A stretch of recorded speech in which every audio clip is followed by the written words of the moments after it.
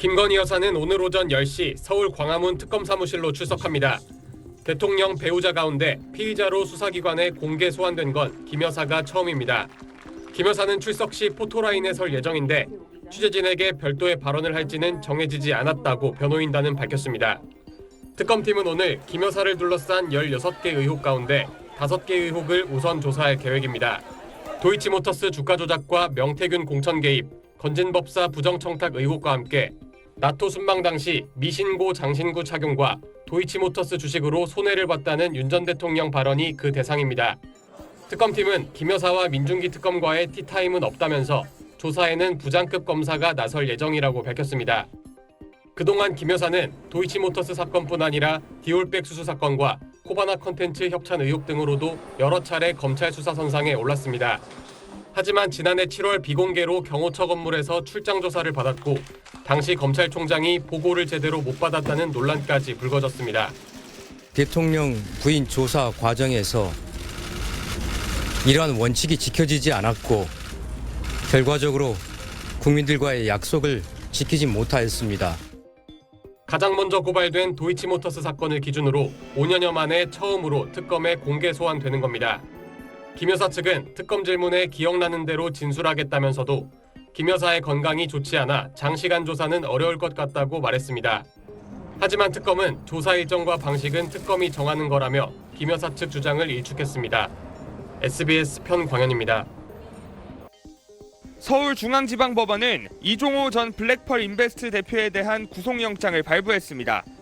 이 전 대표에 대한 구속 전 피의자 신문은 어제 오전 10시 반 남세진 영장전담 부장판사의 심리로 진행됐습니다. 심사에 앞서 법원에 나온 이 전 대표는 취재진의 질문에 아무런 답을 하지 않았습니다. 윤 전 대통령 부부와의 친분을 언급한 게 맞나요?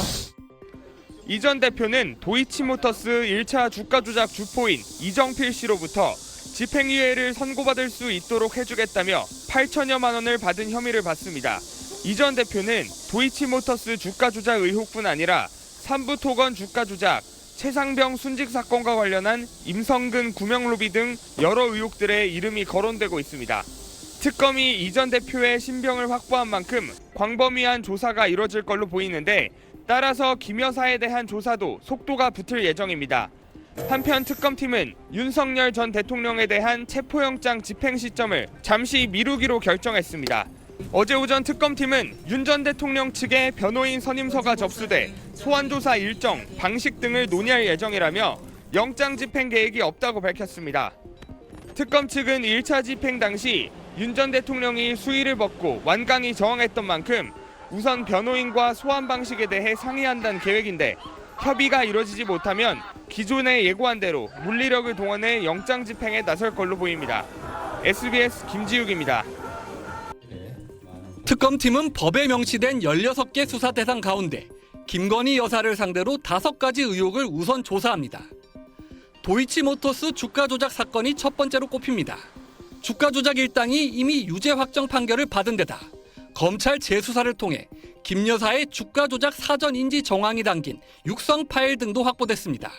그 연장선상에서 윤석열 전 대통령의 발언도 수사선상에 올렸습니다. 증권회사 직원한테 주문을 낼 수 있는 권한만 줬는데 그거 4개월 딱 하고는 그 사람하고는 끝났고 저희 집사람 오히려 손해보고 그냥 나왔습니다. 하지만 김 여사 계좌가 2012년까지 주가 조작에 이용됐다는 법원 판단이 나오는 등 당시 윤 전 대통령의 발언이 허위라는 것을 따질 수 있을 만큼 수사가 진척된 것으로 알려져 있습니다. 공천 개입 의혹도 주요 수사 대상입니다. 정치 브로커 명태균 씨에게 여론조사 결과를 무상으로 제공받고 김영선 전 의원 공천에 영향력을 행사했다는 게 골자인데 특검은 무상 여론조사 비용을 윤 전 대통령과 김 여사가 받은 뇌물로 보고 있습니다. 통일교 측과 건진법사를 연결고리로 이뤄진 금품 수수 의혹엔 청탁금지법 위반 혐의가 적용돼 있습니다. 특검이 실물을 확보하지 못했지만 고가의 목걸이와 가방의 최종 목적지는 김 여사라고 의심하고 있습니다. 지난 2022년 나토 정상회담 당시 착용한 6천만 원대 목걸이 등 귀금속의 출처와 보관 경위도 규명 대상입니다. 특검은 혐의 입증 정도를 비롯해 신병 처리를 염두에 두고 5개 의혹을 전략적으로 선별한 것으로 알려졌는데 김 여사 측은 몰랐거나 개입한 것이 없다며 모든 의혹을 부인하고 있습니다.